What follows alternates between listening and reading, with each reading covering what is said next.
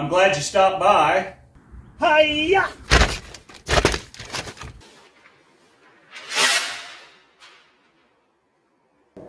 Again, I don't know why this didn't work. I don't know if the hardener can get old. Oh, by the way, don't forget to wear your proper PPE. Okay, so you can see there's a little bit of a low spot right here. Welcome to RC Industry. Welcome back to RC Industry and part 3 of the rust repair.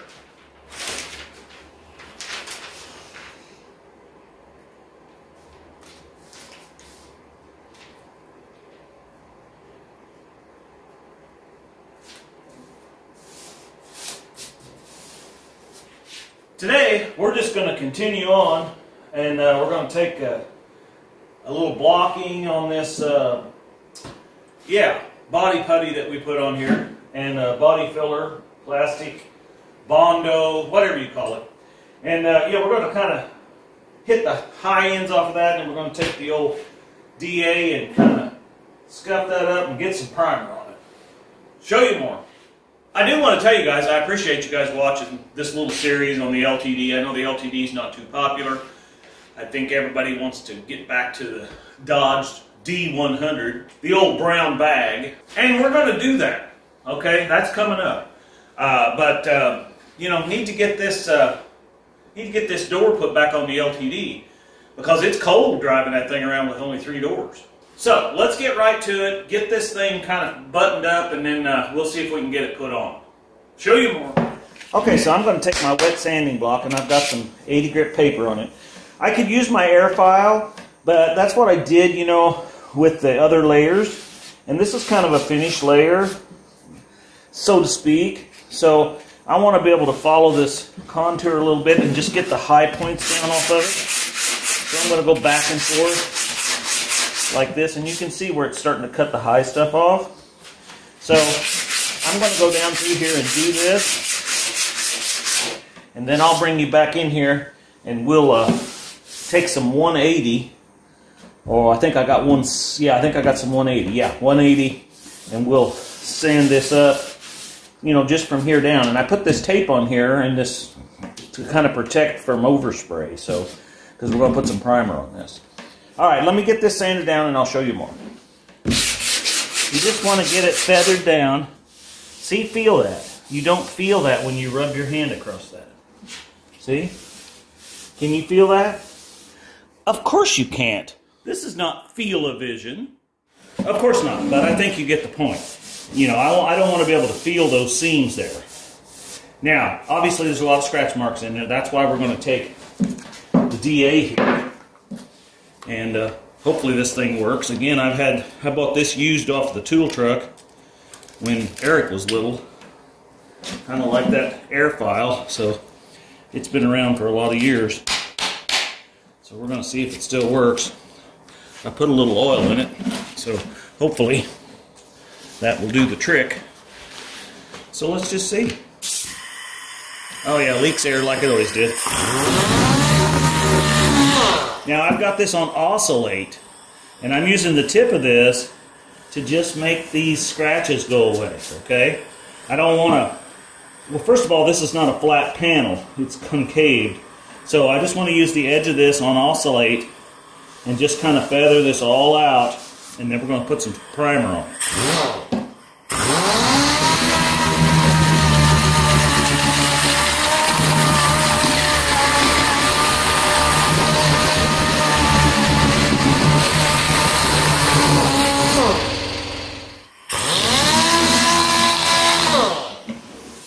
All right, that feels just like brand used right there, baby.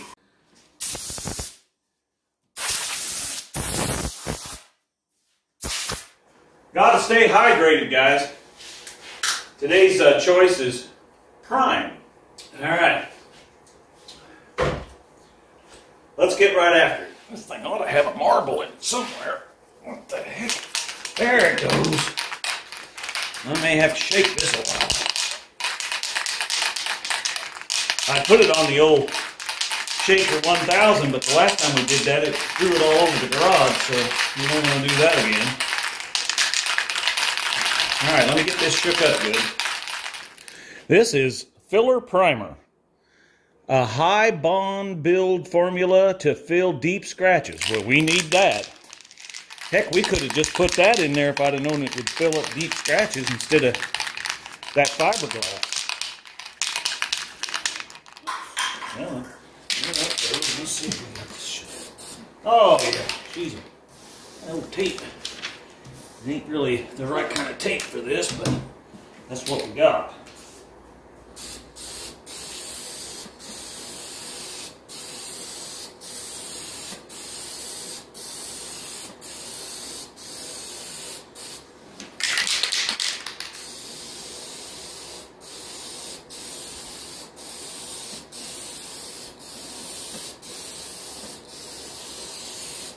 Well, it already looks better than big holes.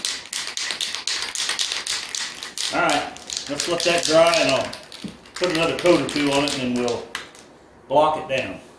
Show you more. Okay, so we've got 2 coats on this and it's set for a while. And so I'm going to take some 220 wet dry sandpaper on my block and I'm just going to lightly sand this down to get any little scratches filled, because that's basically, you know, this is what we're using this for, as a filler. And you can see right there, that's a high spot. That's something I didn't feel. So we'll kind of work that a little bit. Yeah, that's kind of going away now. Yeah, see, that went away. So that would have definitely shown in the paint.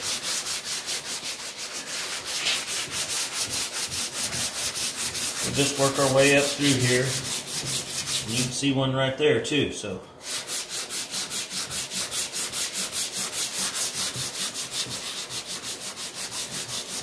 and I got up here, we had a scratch up here, so I kind of lifted the paper and I just want to ever so slightly make sure that's, because we're going to have to kind of dust in this green color and hopefully it's going to match, you know, as good as we can get it. Okay, so let's blow that off a little, and then we'll spray a little primer on it. Shake up our primer good.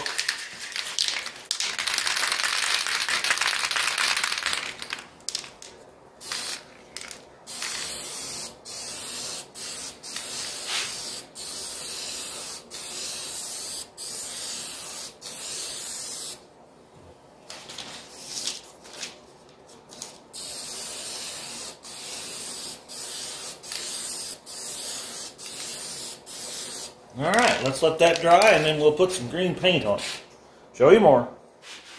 Okay, well I got me some 400 sandpaper here, and normally I would, you know, use the garden hose and you know, wet sand this. But you know, it's 30 degrees outside. I don't really have that option today. And while we're talking about temperature, one of you had commented on the last video, I think it was the last one, where I couldn't figure out why the fiberglass resin that I used didn't set up. Well, one of you said that, because I have had that stuff for a while. You know, the Krusty Chrysler project, that thing, we did that a couple of years ago. So, but anyway, that being said, this person made the comment or told me that probably that the hardener got old. I didn't realize hardener can get old. Probably not the product itself, you know, the stuff in the can here is probably still good, but the hardener, he said, can get bad, especially if it freezes. Now, I've not really ever known anything out in this garage to freeze, but it does get cold out here. I mean, like I said a while ago, it's 30 degrees outside. It's about 60 in here running this little heater. And normally, I mean, the door is insulated and I heat this back part because that's where I store all my paints and everything. But all this stuff stored out here, I've never seen it freeze. But so I don't know if that was the cause of that. I've never seen that happen before, so I really just don't know. All right, so we're going to take this wet dry sandpaper. It's 400 grit. We're just going to lightly go over that, and we're going to take the palm of our hand and, you know, rub that gently to get any impurities off, and we'll blow it off, and then we're going to spray some paint on it. All right, show you more.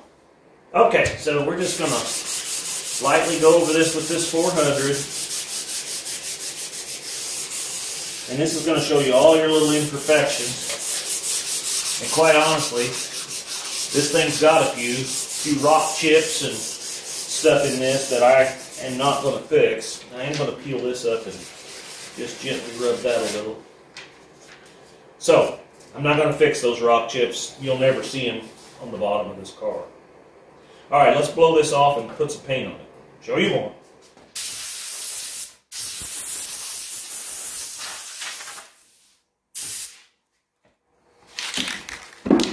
Alright, well, let's just give this thing a whirl. We're going to kick this thing back over that way a little bit because I want to kind of go up in that way a little bit. I don't know if it's going to be the right color. Maybe too. Ooh, she's yellow. Oh my goodness. Yeah, that's not really the right color. But it ain't bad. That's more like my work jacket. Okay, well, you know, okay. Well, let's let that dry. We'll get 2 or 3 coats on there and let's see what it looks like. Show you more. Okay, so if you guys all watch the channel, you know I'm not too worried about the color here. I just was trying to get something somewhat close to that color because we're going to be doing something along the bottom of this car anyway. I'm not going to tell you what it is, but if you've watched the previous videos, you already know what we're going to do. So, yeah, you can comment down below if you want to. Alright, so let's just, this time I'm going to kind of paint this way.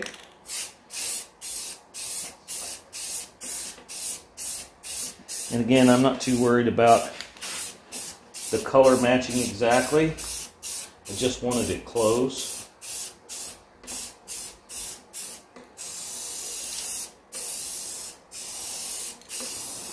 This stuff actually sprays really nice. Okay, that's probably going to be good enough. Alright, show you more. Okay, well that's going to about do it for today. We're going to let this dry overnight. I've got it in my makeshift heating up booth over here. And you know, that always works. So, hopefully, tomorrow is, I think Eric's going to come by maybe tomorrow. Yeah, tomorrow, because tomorrow's Sunday, so after church, I think, yeah. I tell you, you can't, when you retire, you can't really keep track of the days. Anyways, so, yeah, maybe when he comes over tomorrow, if he does. If not, it's supposed to be like 45 degrees tomorrow and sunny. So I figured maybe we can get the old LTD, the Lime La-Ti-Da, get that thing backed over here and get the door put on it. Alright, show you more. Well, it's the next day. Let's get that old LTD up here, if it'll start. But it's about 35 degrees outside. The snow's starting to melt a little. Actually, it's melted quite a bit. You can't even hardly see it in our yard. But let's see if it'll start. Get it up here, and let's get that door put on. Show you more.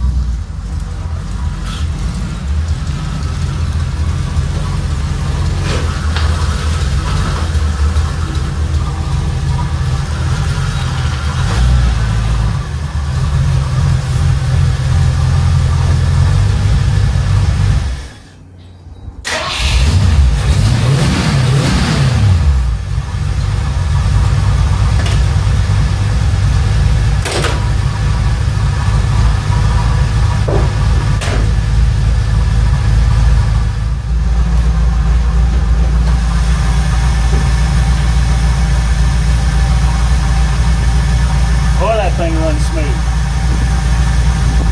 I think I'm starting to get some of the kinks out of it. Just in time to rip this intake manifold off and put a 4-barrel on there. Hi-ya!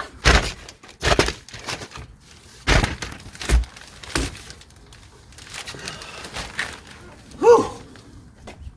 Well, I suppose that probably wasn't really necessary, but it was kind of fun. Let's get this stuff tore off here.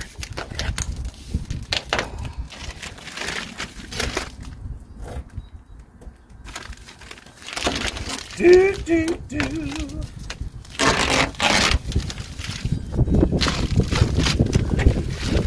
Oh, come on now.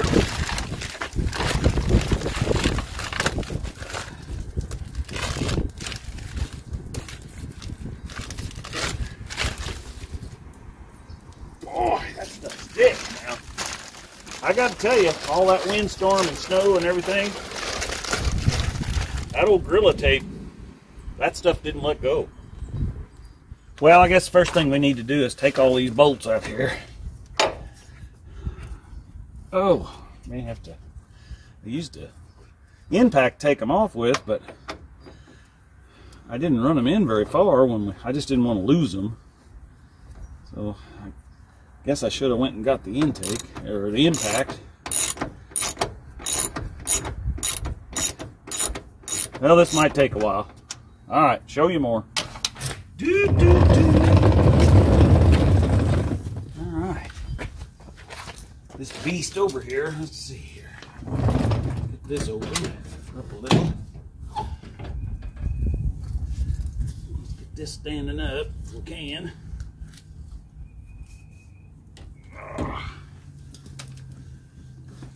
Whoosh.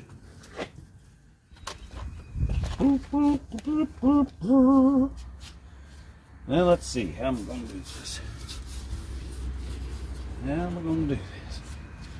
Well, let's just do it like this right here. There, door's shut. Just got to put some screws in it. Well, I think we should be able to get them screws in there. Oh, let's see here. We've got our marks where the door was, so we kind of know where it's supposed to be.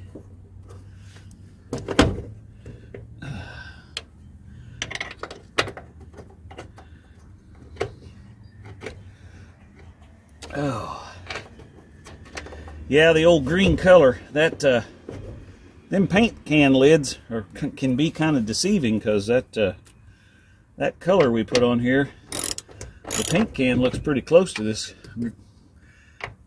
Oh, I forget what the color's called. In the trucks that year, the year 76, it was called lime green, I think, or lime yellow, something. But oh yeah, on the car series, it was called chartreuse. So I don't think there was any difference in the color, but maybe there was. I don't know. It looks the same to me when you park them side by side, but this was a pretty popular color back then. Unfortunately, today everything's painted white, gray, or black. You know, reminds me of countries that tell you what you got to do all the time. So anyway, that's enough of that, I guess. Let's see here. That one.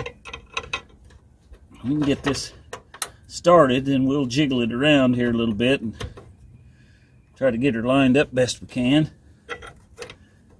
All right, show you more. Well, as you can see right there, this thing's got to slide forward to our marks, and you can see the gap back here is not quite right. So get it this so you can see it. So what I'm going to do is take my door adjusting tool, actually it's an old tire tool, and we're going to slide this forward and tighten it down. Show you more. Yeah,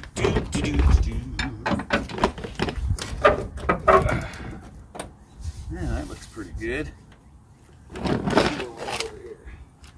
Oh yeah, bottom is where it needs to be, that's for sure. Kinda. A little closer.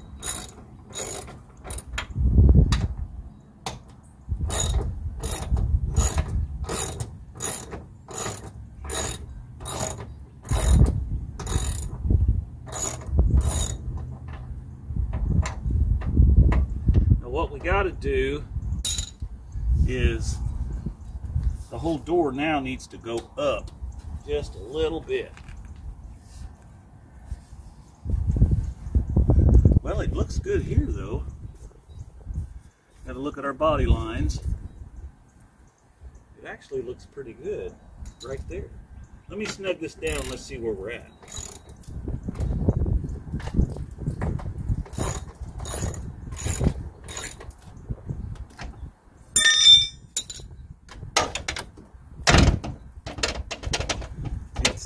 It's a little low. Pretty good sized gap there. So we've got to go up with it some, it looks like.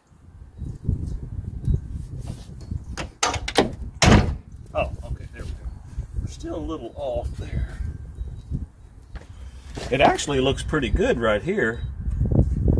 So we might be in the ballpark. Let's shut this door. Get you out of the way here. And let's see. Oh yeah, you had to. Let's see what we got here. I'd say that's pretty good. Well, I'm just going to tighten this down and we're going to roll with it. Just like brand new, baby. I guess we are to see if the window goes up and down. Got all the stickers on there. I'm going to tear them up. They're probably worth more than the car is.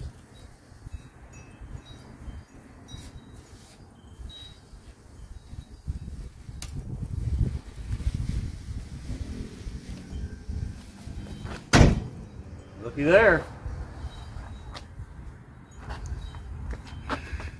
Well, this is probably going to about do it for this episode. I'm glad you stopped by for a little LTD action. Don't forget to like and share. Don't forget about the No Name Nationals. Don't forget about, we're going to be going to, what's that thing where you drive around a bunch? Yeah, Power Tour 2024. Look for the old lime green La-Ti-Da. And we'll be down at Sikeston this year too. Plan on taking this. I do have some things I'm trying to work with or work out. There's one of you, the subscribers out there, that hooked me up with a person about 3 hours north of me that has a 4-barrel intake manifold and a 4-barrel carburetor for a 351 400 modified engine. So it should be, my research shows me that intake manifold should be the same. I've been trying to work something out with this guy. Craigslist is really hard for me to figure out. I mean, anyway, the only way this guy communicates is by email. So we communicate about every 3 weeks. You know, I send him an email, and then 3 weeks later he sends me an email, and so we kind of ran past the time I had to go up there. I'm trying to set it up to go up there and look at this intake manifold. I hope it's for real and this isn't some kind of scam. You can let me know how you guys do on Craigslist. I've never had good experience there. Facebook Marketplace ain't much better, don't get me wrong. About 50-50 on that. So, but we're working on it because I'd like to liven this up just a little bit to run down the strip, because I got a couple of call-outs I might want to make, but you know, we got to get a 4-barrel intake manifold and carburetor. Anyway, like I said, thanks for tuning in. Thanks for liking and subscribing and sharing, and ring the bell. And you know, you can find us on other platforms like Facebook and MeWe and X and Pop Talk, and I don't know. I used to be on Instagram. I got to be honest with you, I got an account there, but I don't hardly ever get on there anymore, and I really don't know why. We're up to almost 4,000 subscribers now, I think. 3,000, almost 3,500. I think we're at 3,370. So that's all because of you guys. And the watch hours are going up. So you guys are watching the videos. I really appreciate that. Make a comment. Tell me what you like, what you don't like. I've been trying to mix everything in, minus the gardening stuff and the house remodeling stuff and all that. That's on my other channels. RC Gardens and DuBois County Flips. So you can check out all that stuff there. But just let me know. Really looking forward to this year, going around to some of these things, and we'll probably hit some car shows. I've got a gentleman here locally that's got some cars that he is working on and rebuilding and collecting, and I'm going to try to set up a weekend or a Sunday or something like that after church and run over and see what he's got going on. He watches the channel, I know, and I don't want to say any information about him in case he doesn't want that, but I've talked to him and he said we could come over and film his stuff, so I need to get that going. And I think old Junk Car Willie was going to be in Kentucky this month, but I haven't heard from him because I was going to try to meet up with him. And I know I got to meet up with Lars and JB's little shop because they found some stuff for me for the old Dodge D100. So, you know, we got to get down there and check out what they got for me. And so, yeah. So anyway, lots of things coming up. So, as always, we're making it just like brand used here, baby.